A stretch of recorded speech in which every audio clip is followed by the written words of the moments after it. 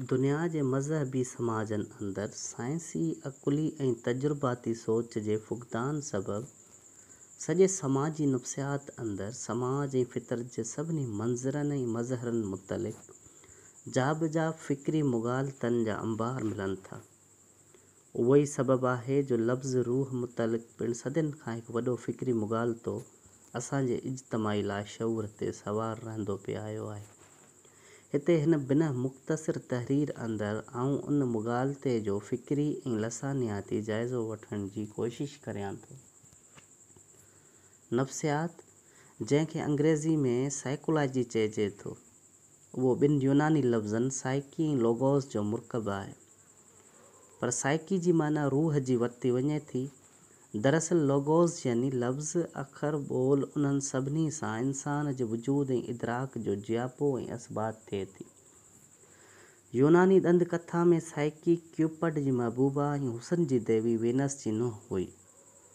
Psyche ऐं Cupid जे इश्क जो अफ़सानो यूनानी ॾंद कथा जे किन अहम तरीन वाक़िअनि में शुमार थिए थो ऐं जिन्स जे देवियुनि ऐं देवताउनि जे हुजूम में वफ़ाशार साइकी जो किरदारु हिकु अहिड़े इन्फ़रादियत जो हामिल आहे जंहिं में हिन खे ख़ूबसूरती ऐं फ़र्ज़शनासी सां चार चंड लॻी वञनि था। जहिड़ीअ रीति साइकी जी माना रूह जी वरिती वञे थी, अहिड़ीअ साॻीअ रीति अरबीअ जे नफ़्स लफ़्ज़ खे बि रूह जी माना में वरितो वञे थो। मगर असांखे माबद तबियाती ऐनियती तसवरियत पसंद समाजी नफ़्सियात अंदरि रूह जी तशबीह बख़्श वज़ाहत नथी मिले, मां सवाइ उन जे त उहो हिकु अहिड़ी नफ़ीस हवा जहिड़े कंहिं जिस्म जीअं आहे ऐं तबियाती साइंसी क़ानूननि खां ॿाहिरि को माफ़ूक़ल फ़ितरी माबद तबियाती या ग़ैर मादी वजूद आहे जेको मादी दुनिया खे वजूद जी हयात बख़्शे थो। मगर साइंसी फ़िक्री ज़हननि लाइ उन माबद तबियाती वज़ाहत मुतलिक़ घुर्बल साइंसी वज़ाहत तमामु ज़रूरी आहे, वरना ॿी सूरत में मामिलो हिकु भयानक फ़िक्री गड़बड़ जो शिकार थी वेंदो। उन करे जो फ़िक्री दुनिया में ॿिनि क़िस्मनि जा मकतबे फ़िक्र स्कूल ऑफ थाट पे रहिया आहिनि, हिकु मादियत पसंद मटीरियलिस्ट ऐं ॿियो तसवरत पसंद या मज़हबी रूहानी। उन करे रूह जे ऐनियत पसंदी वारी माना में आइडियलिज़म जी छाप लॻी सघण जो गुमान हर वक़्तु मौजूदु रहे थो ऐं रहंदो। जंहिं मूजिबि रूह जे मज़हबी तसवरियत पसंदीअ जी माना जिस्म ऐं तबियात खां ॿाहिरि का माफ़ूक़ल फ़ितरी माबद तबियाती या ग़ैर मादी शइ बीहे थी, जिते जिन्न मलाइक ऐं ख़ुदि ख़ुदा जो वजूद बि रूहानी ऐं तसवराती बणिजी पवे थो।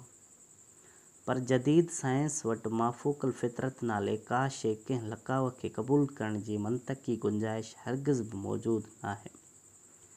जंहिंजे मंतकी घुर्जनि मां अवलीन घुर्ज हिन तवानाईअ ऐं मादे सां पुरकाइनात ऐं समाज अंदरि कंहिं बि लकाव या शइ जे मुरवज जदीद साइंसी इल्मनि ऐं साइंसी मंतकी फ़िक्र में मादे तौरु सभिनी हिस्सनि तरफ़ां जस्टिफाई थियण जी वज़ाहत शर्त आहे। तंहिं करे मां हिकु साइंसी फ़िक्री ज़हन ऐं समाजी साइंस जे तुफ़ल मकतब हुअण नाते रूह जे उन्हीअ ग़ैर मादी माफ़ूक़ल फ़ितरत तस्वर खे हिकु वॾो फ़िक्री मुग़ालतो सम्झंदे रद्द करियां थो, छो त मुंहिंजे नज़र में रूह कंहिं ग़ैर जिस्मी या ग़ैर मादी शइ जो हरगिज़ न आहे, बल्कि रूह जी माना साह या ज़हन जी आहे,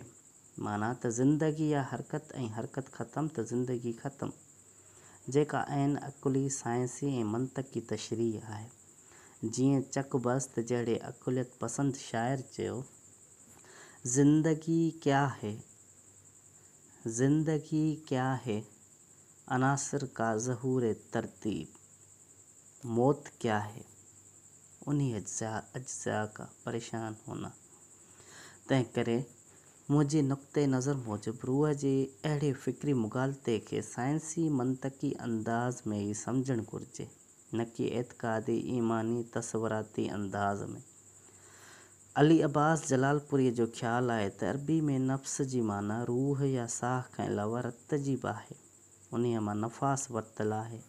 यानी उहो रतु जेको ॿार जी पैदाइश महिल माउ खां वहंदो आहे। जलालपुरी जी उन्हीअ माना सां चकबस्त जस्टिफाई थिए थो। सो रूह जो गैर मादी सुपर नेचुरल और मेटाफिज़िकल या सुरियल तस्वुर दरअसल हिकु नफ़्सियाती लसानियाती ऐं फ़िक्री मुग़ालतो ई आहे जंहिंखे सम्झण लाइ सिगमंड फ्राइड जो टोटम एंड टबूस किताबु ज़रूरु पढ़णु घुरिजे।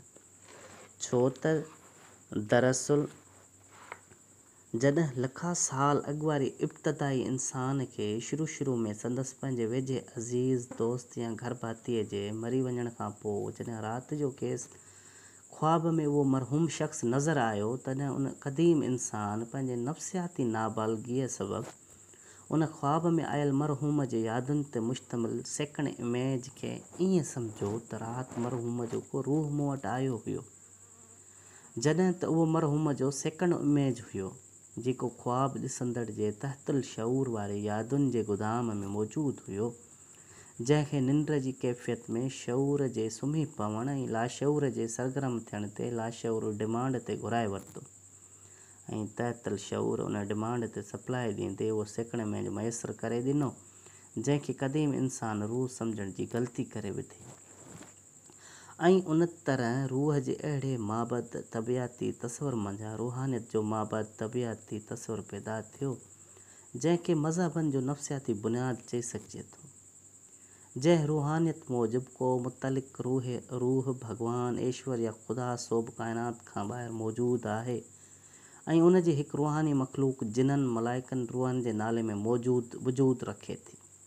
ऐं को नर्ग ऐं सोरग या जन्नत ऐं जहनम बि वजूदु रखे थो जिते रूहनि खे उन्हनि जे कर्मनि जे एवज़ सज़ा ऐं जज़ा मिलनि थी। उहो ई सबबु आहे जो सूफ़ियनि उन ॻाल्हि खे अप्लाइड साइंस खां सदियूं अॻु ऐं समाजी साइंसदाननि ऐं समाजी नफ़्सियातदाननि जी हैसियत में सम्झंदे रद्द कयो ऐं चई ॾिनो त ख़ुदा जो को शख़्सी वजूद ई कोन्हे, छो त हिन कुन चई फ़यकून जी सूरत में पाण खे काइनात में तहलील करे छॾियो आहे। तंहिं करे बहशत दिलासो दोज़ख दड़को कूड़ा सामी कूड़ो खड़को ऐं अहिड़ीअ रीति मज़हब जे रूह जे तसवर ऐं उन जे रूहानियत जे इस्तहसाली इस्तलाह सां रोज़े अवल खां क़ौमनि ऐं तबक़नि जे सूरत में माण्हुनि सां ठगियूं करे किन मख़सूस ताक़तवर धुरियनि पाण दुनिया जूं सभु लज़तूं माणियूं ऐं माण्हुनि खे वरी आसमान जा ॾस ॿुधाए संदनि पेरनि हेठां धरती खसे खेनि मुआशी ऐं नफ़्सियाती ग़ुलाम बणाए रखियो ऐं हिन वक़्तु 21वीं सदी में बि इंसाननि खे रूहानियत जे नाले में ठगण ऐं ग़ुलाम रखण जो इहो अमल अञा ताईं जारी वसारी आहे, जंहिं सबबु मज़हबनि में फाथल सादा माण्हू पंहिंजे असुलु मादी मुआशी इक़्तिसादी शऊर ऐं समाजी क़ौमी ऐं तबक़ाती हक़नि खां ई मुर्गो ई महरूम आहिनि। तारीख़ गवाह आहे त दुनिया जे हर मज़लूम क़ौम ऐं तबक़े जे ग़ुलामीअ पुठियां फ़क़ति हिकु ई बुनियादी हथियार इस्तेमालु थियो आहे जंहिंजो नालो मज़हब ऐं रूहानियत आहे। जापानी क़ौम एटम बम जे हमलनि खां पोइ बि वरी उथी पंहिंजे पेरनि ते बीही साइंस ऐं टेक्नोलॉजी वारे तरक़ी ऐं पूरी दुनिया खां तरक़ी जे मंज़िलनि ते अॻियां नज़र अचे थी, पर मज़हब जे एटम बम जे मारियल सिंधी क़ौम जीअं हर हिकु क़ौम ऐं हर हिकु वतन अॼु बि नफ़्सियाती मुआशी तौरु लोलो लंगड़ो ऐं अपाहज आहे। कार्ल मार्क्स मज़हब खे अफ़ीम चयो हो, religion is the opium of the people, पर मां मज़हब खे एटम बम खां वधीक ख़तरनाक हथियार सम्झां थो। एटम बम जो असर बि वधि में वधि हिकु सदीअ ताईं हले थो, पर मज़हबी एटम बम जो असरु हज़ारे सालनि ताईं पंहिंजो असरु नथो छॾे ऐं नई वरी मज़हबी क़ौमनि ऐं समाजनि वटि को साइंस जहिड़ो तरियाक या एंटीडोट पैदा थियण जो इम्कान बि बाक़ी रहे थो, छो त जिते जिते बि समाजी वजूद मफ़लूज रहे थो उते उते समाजी शौर बि पंहिंजे सतनि ई शिकलियुनि में पिणु मफ़लूज रहिजी वञे थो। सो अहिड़े नफ़्सियाती ग़ुलामीअ जी हालति में कंहिं न कंहिं सूरत में समाजी नफ़्सियात खां थियोक्रेटिक स्टेट्स मज़हबी रियासतुनि ताईं मज़हबी एटम बम जो असरु तोसी एक्सटेंशन वठंदो रहे थो ऐं जेसि ताईं दुनिया में इस्तहसाल जी गुंजाइश मौजूदु रहंदी तेसि ताईं मज़हब खे इस्तहसाली क़ुवतूं कंहिं न कंहिं सूरत में ज़िंदा रखंदियूं ईंदियूं। छाकाणि जो मज़हबी इस्तेहसाल खे हथी ॾींदड़ नफ़्सियाती रुबो आहे। दरअसल कंहिं बि मज़हब अंदरि इंसानी बराबरीअ वारो को मुआशी समाजी निज़ाम मौजूदु ई न आहे। उनजो सबबु वरी तक़दीरियत पसंदी आहे, जेका पंहिंजे जोहर में तदबीर जो ज़िद हुअण नाते सभु इल्मु फ़हम ऐं अकुल जा दग बंदि रखण जो सबबु बणिजी बीहे थी। जंहिं रूहानियत जे फ़्रेब में मज़ारनि ऐं दरगाहनि खां मदरसनि ऐं मस्जिदनि तोड़े मंदरनि, गिरजाघरनि, कलीसानि ऐं गुरुद्वारनि ताईं रूहानी झाड़ फूक ऐं तावीज़नि जा सदियुनि खां रूहानी धंधा हलंदड़ आहिनि। तन पादरियुनि, पंडितनि, मुलानि ऐं ज़ाकिरनि, ठगनि माण्हुनि पंहिंजनि रूहानी तरीक़नि सां अॼु ताईं कंहिं हिकु माण्हू जो मथे जो सूर बि ख़तमु नाहे करे सघियो। पर उन्हनि ठगुनि जे आसिरे लखें किरोड़ें बल्कि अरबें मासूम इंसान पंहिंजे नियाणियुनि, औरतुनि, ॿारनि सां राति ॾींहुं दरगाहनि, मस्जिदनि, मंदरनि, गुरुद्वारनि तोड़े गिरजाघरनि ऐं मज़ारनि ते ख़तरनाक ज़हनी जिस्मानी बीमारियुनि बावजूदु ठगबा रहनि था ऐं नस्ल दर नस्ल अज़ियतूं भोगींदा रहनि था।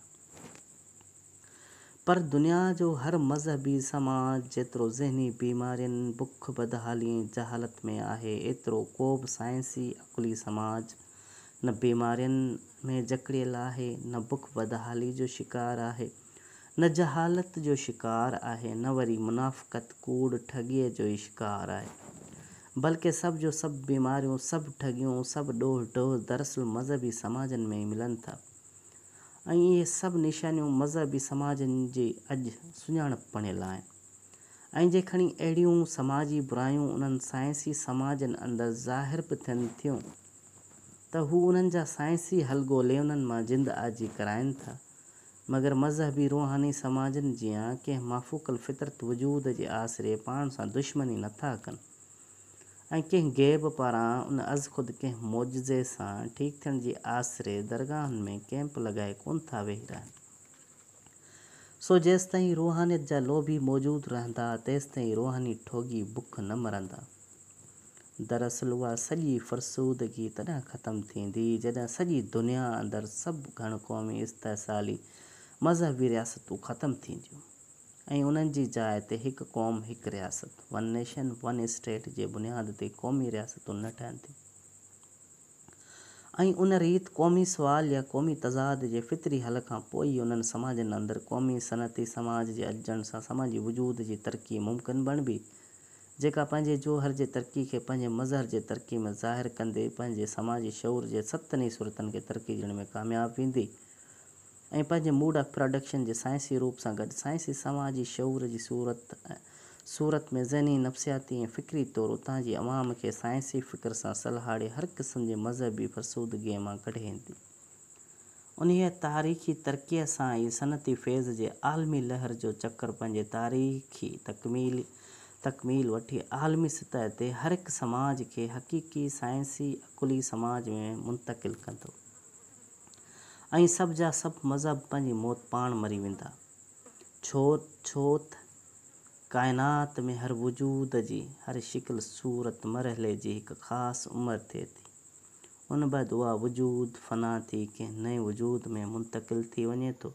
उहो ई काइनात जो अवलीन ऐं आख़िरीन सच आहे।